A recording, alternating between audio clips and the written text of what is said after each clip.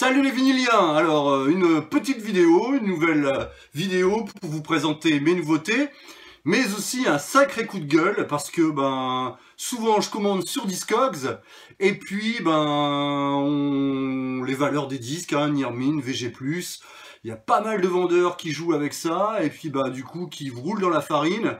Effectivement, j'avais commandé pas mal de vinyles en Nearmint et puis quand on les reçoit, on s'aperçoit qu'ils sont en VG+, voire même VG.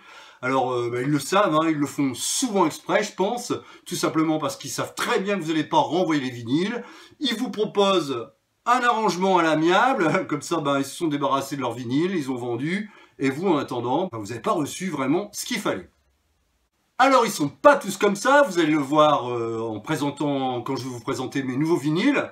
Heureusement, il y a encore pas mal de gens honnêtes sur cette planète, et ça fait plaisir.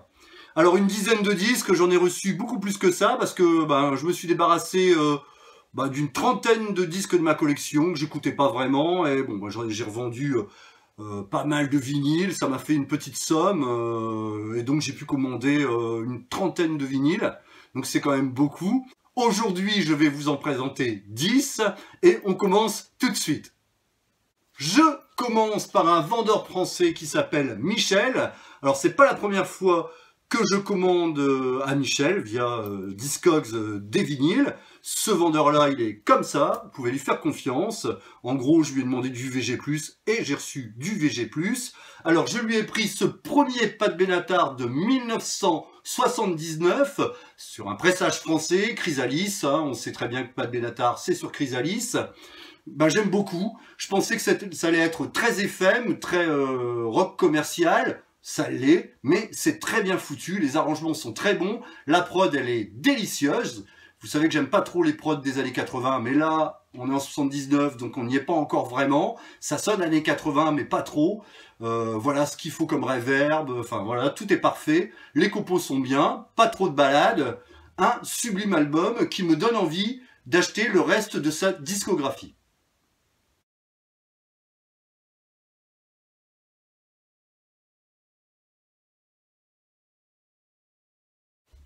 Le deuxième album que j'ai pris à Michel, il s'agit de l'album solo de Peter Criss, en 1978, qui sort 4 albums solo. Ils en font chacun un. Il me manquait celui de Peter Criss, je les avais tous, sauf celui-là. Alors vous allez pouvoir voir un petit cut en bas à gauche de la pochette qui nous indique que c'est un pressage US en très bon état.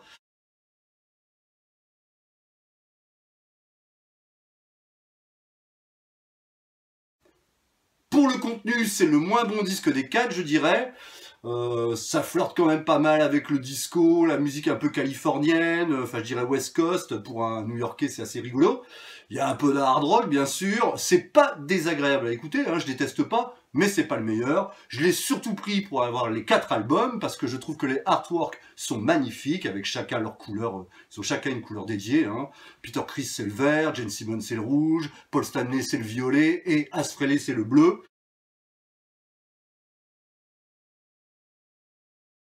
Et pour la pochette, je le voulais, je ne l'ai pas payé trop cher.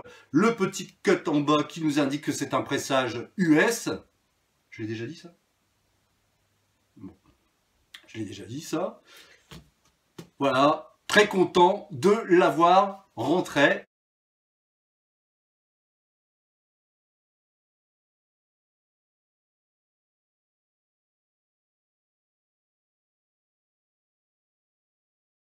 À ce fameux Michel, je lui ai pris également un album de Motörhead, le 3e album qui date de 1979.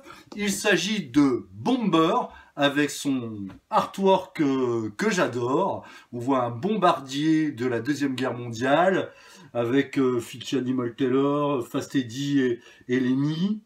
Fitchy Animal Taylor étant là. Sublime pochette que j'aime beaucoup. J'aime beaucoup aussi la tronche des membres, notamment du batteur de l'autre côté, Fitchy Animal Taylor, qui fait une belle grimace. sublime album, un peu moins connu qu'Ace of Spades ou Overkill, album bien sûr du début de Motörhead, mais on trouve quand même le fameux titre Bomber, mais également Poison, Dead Men Tell No Tales, que j'adore, ou encore Stone Dead Forever, All the Ace.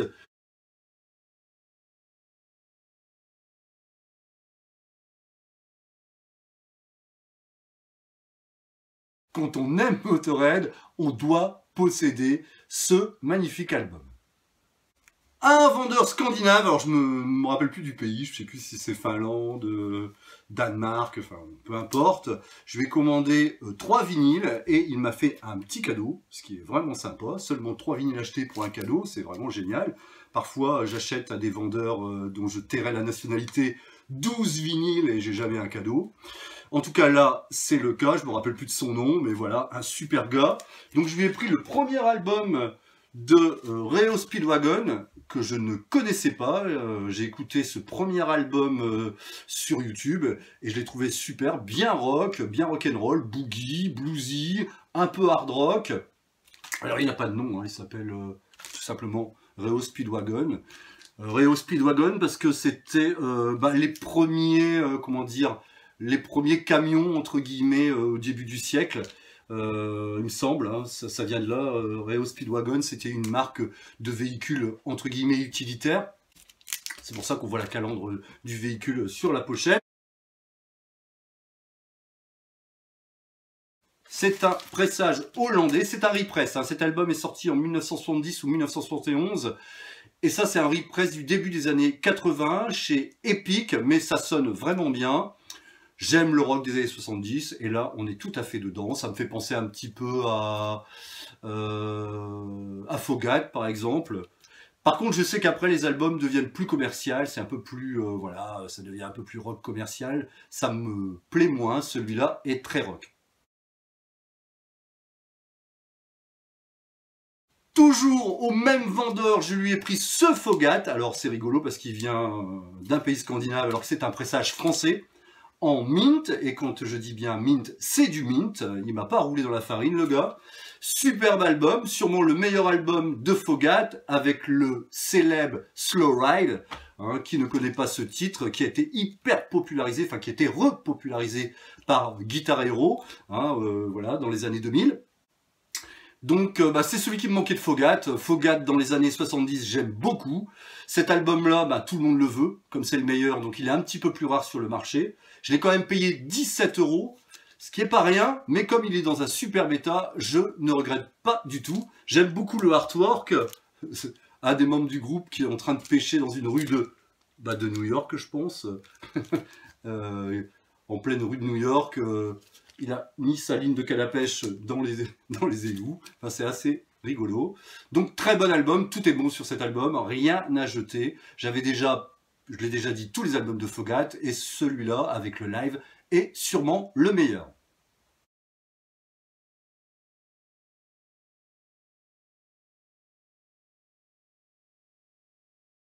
Toujours au même vendeur, pour 3 €, je lui ai pris 7 compiles de Status Quo. C'est un pressage belge chez Vogue. Alors je lui ai pris cette compile. Généralement, j'achète pas de compile et puis j'ai quasiment tous les Status Quo. Sauf que les premiers Status Quo sont très difficiles à avoir puisqu'ils datent de la fin des années 60. Et c'est une époque où Status Quo se cherche encore. Ils sont un peu psychés. Des fois, ça sonne un peu Beatles, tout ça. Et cette compile reprend la majorité des titres de cette époque-là, des 2 premiers albums.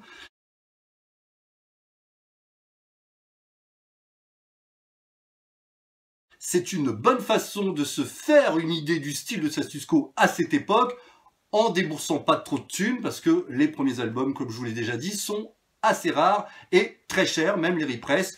On ne trouve pas un repress en dessous de 20, 25, voire 30 €. Donc c'est pour vous dire, les albums originaux doivent se vendre dans les 50 €. Bon, j'aime bien Status Quo, mais c'est pas un groupe majeur pour moi, je mets pas 50 € dans un Status Quo. 3 €, j'ai pas tous les titres des premiers albums, il y a 6 titres par face, ce qui me donne un petit peu à voir ce qu'ils faisaient, et c'est très intéressant. On reconnaît le Status Quo avec leur boogie, je dirais, historique, mais il y a quand même quelques titres psychés qui n'apparaîtront plus dans la discographie de Status Quo dans les années 70, et c'est très intéressant d'entendre Status Quo flirter avec ce style.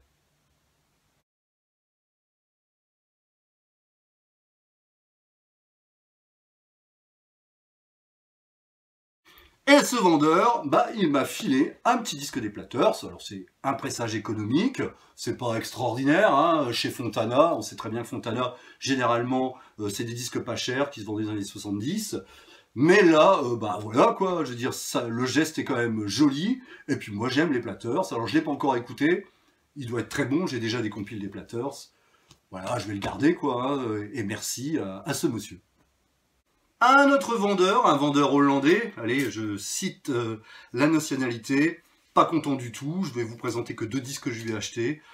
Ça devait être du Near Mint, et bah, on est loin du Near Mint, hein, on est sur du VG+, enfin j'ai réussi à avoir un VG+, parce que bah, je les nettoie, mes disques, hein, je les nettoie à la colle, donc bah, du coup ça les upgrade un petit peu, je dirais, mais bon, on est quand même loin d'un Near Mint, donc déçu.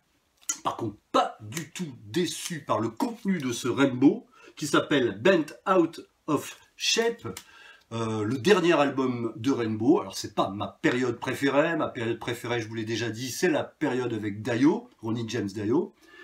Là, c'est quand même très très très bon, puisqu'au chant nous avons John Lynn Turner, qui est loin d'être un mauvais chanteur. Mais bon, voilà, c'est la période 80s de Rainbow. Et bon, c'est pas ma période préférée effectivement, mais ça reste une bonne période. Alors il y a quelques morceaux commerciaux que bon, moi j'aime moyennement. Par contre, il y a des très bons morceaux hard rock, bien rentre dedans, qui le font carrément, qui me font dire que cet album est très bon. Pour le dernier album de Rainbow, il tape fort. Il faut savoir qu'après, bah, Ritchie Blackmore ira rejoindre ses copains de Deep Purple pour la reformation des années 80, et ils sortiront le Perfect Stranger. D'ailleurs, son son de guitare ressemble beaucoup au son qu'il aura sur Perfect Stranger. Que dire de plus? Bah, je connaissais pas les autres membres du groupe. Par exemple, je connaissais pas Roger Glover à la basse. D'ailleurs, c'est Roger Glover, le bassiste de Deep Purple, qui est à la basse sur ce Rainbow, qui produit l'album. Mais je connaissais pas David Rosenthal au clavier. Et je connaissais pas non plus, encore moins, Chuck Burgi à la batterie. Mais en tout cas, de très bons musiciens, puisque il n'y a rien qui m'a, disons, interpellé négativement.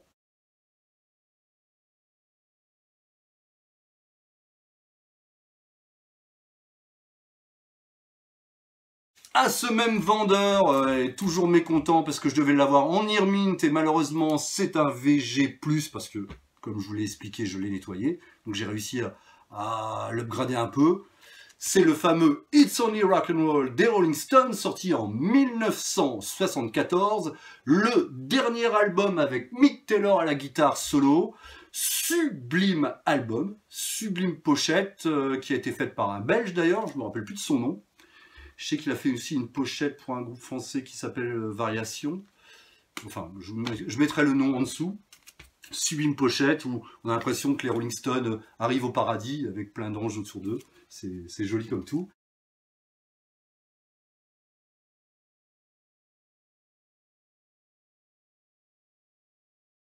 Alors sur cet album, on retrouve bien sûr It's Only Rock'n'Roll, Dance Little Sister, Luxury, mais surtout les magnifiques reprises, enfin la magnifique reprise des Temptations, And Too Proud to Beg, et 2 magnifiques ballades, Till the Next Goodbye et Time Waits for No One, où Mick Taylor excelle dans l'art du solo mélodique. C'est vraiment très très beau. J'aime beaucoup le son de cet album.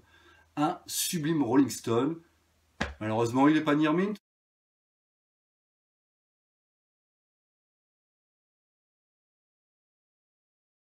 Pour terminer, j'ai également commandé à un vendeur japonais, toujours sur Discogs.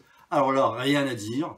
Les Japonais, ben voilà, quand vous commandez au Japon, généralement, on n'est jamais déçu. C'est des gens très sérieux, il faut le dire. J'ai jamais reçu un colis aussi bien enveloppé. Des pochettes avec des rabats, tous les disques ont été nettoyés et mis dans des pochettes antistatiques. Il y a tous les inner sleeves à l'intérieur, parce que les pressages japonais, vous savez très bien qu'ils rajoutent les paroles en japonais, donc j'ai tout en japonais. Enfin, ça ne sert pas à grand chose, mais ça fait partie du disque. Vraiment, bon, ça coûte cher en frais de port, mais on n'est jamais déçu d'une commande japonaise, en tout cas, c'est mon cas. Alors là, tout en cherchant sur Discogs, j'ai trouvé un vendeur japonais qui vendait des albums de Suzi Quatro. Suzi Quatro, c'est une bassiste chanteuse américaine, tout le monde la croit anglaise, mais elle est américaine, même si elle a fait une grosse carrière en Angleterre, de l'époque du glam rock, hein, donc c'est du vrai glam rock. Alors c'est pas un glam rock ultra sophistiqué, je dirais à la Bowie par exemple, hein. On est dans un glam rock plus commercial, un peu plus, je dirais, un peu plus rock'n'roll, un peu moins commercial que Gary Glitter, et puis peut-être un petit peu moins sophistiqué également que T-Rex, mais ça reste très bon, puisque il y a de la guitare, de la basse, du clavier, de la batterie, donc on reste sur une formation très rock'n'roll. Donc je lui ai pris ce deuxième album à ce vendeur. J'ai pas le hobby japonais, hein. Vous savez très bien que les disques japonais ont toujours un hobby, il était vendu sans hobby, mais il faut savoir qu'il me revient à 2 ou 3 euros. Donc j'en ai eu pour 3 disques, j'en ai eu pour, je dirais en tout, plus de 30 euros, parce que les frais de port sont énormes, hein, disproportionnés par rapport au prix. Mais du coup, ils me reviennent à entre 10 et, je dirais, 12, 13 euros le disque, ce qui est pas mal, surtout que l'état des disques est vraiment near mint. Je tiens à dire que eux annoncent VG+, et quand vous les écoutez, c'est du near mint. C'est le monde à l'envers. Les Japonais sont comme ça, je pense qu'ils sont très respectueux. Donc voilà. Donc deuxième album, je l'avais déjà en CD, sublime album, sublime pochette. Alors je vous l'ai dit, avec pochette avec rabat autocollant, grand rabat autocollant, enfin vraiment en pochette de luxe, je dirais. Je vous montrerai tous les inner sleeves, tout ça en détail dans la vidéo. Alors, on trouve The Wild Ones, super titre. Keep It Looking, super titre aussi. It's the Road Jack, qui est une reprise. Trouble, enfin, sublime album.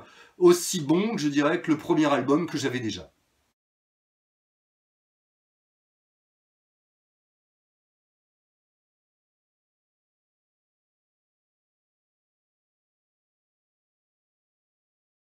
Je leur ai pris aussi le troisième album de Suzi Quatro. Dites-moi si je ne me trompe pas, il s'agit bien du troisième album. Il s'appelle Your Mama Won't Like Me.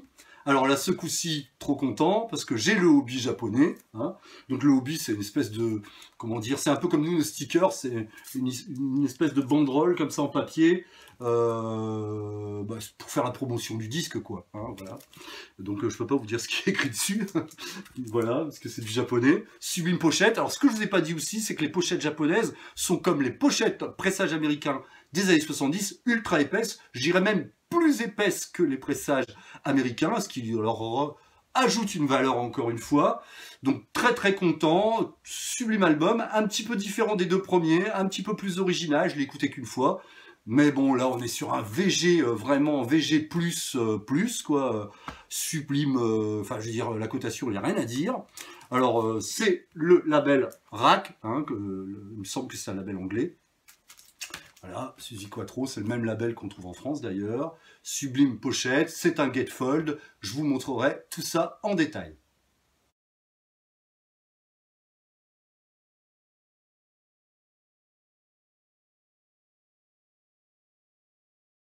Et le troisième disque que j'ai pris à ce vendeur japonais, toujours un Suzi Quatro, comme je vous l'ai dit au début. Là, il s'agit d'un best-of, d'une compile. Alors, je ne prends pas souvent de compile, mais j'aime beaucoup la pochette de ce disque. Hein. Ils sont tous entassés dans une voiture. La photo a été prise par la fenêtre de la voiture. Enfin, ils ont ouvert la fenêtre. Et on voit même la basse. Je vous ferai voir, parce que là, je n'ai pas déplié le disque. Je vous ferai voir en photo. La pochette est magnifique. Le hobby, j'ai dû payer 5 euros.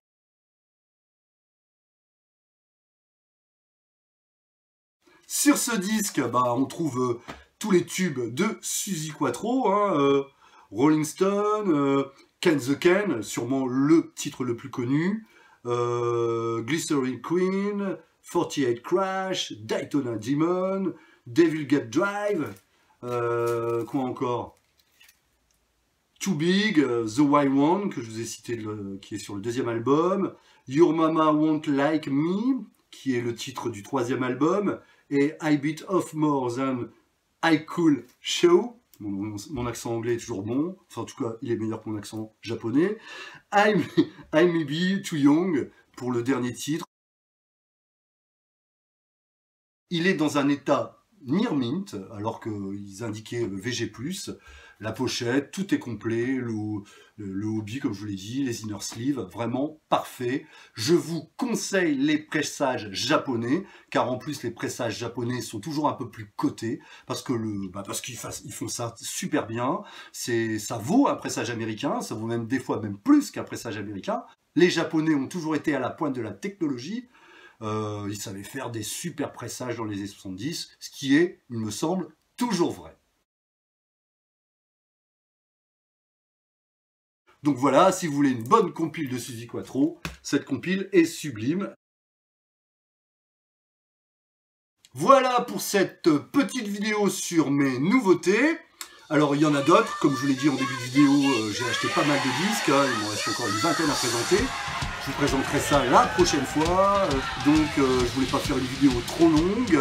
À la prochaine, n'oubliez pas de liker, mais surtout de mettre des commentaires afin qu'on puisse dialoguer ensemble. Ça, c'est ce que je préfère. Et puis, à bientôt. Salut!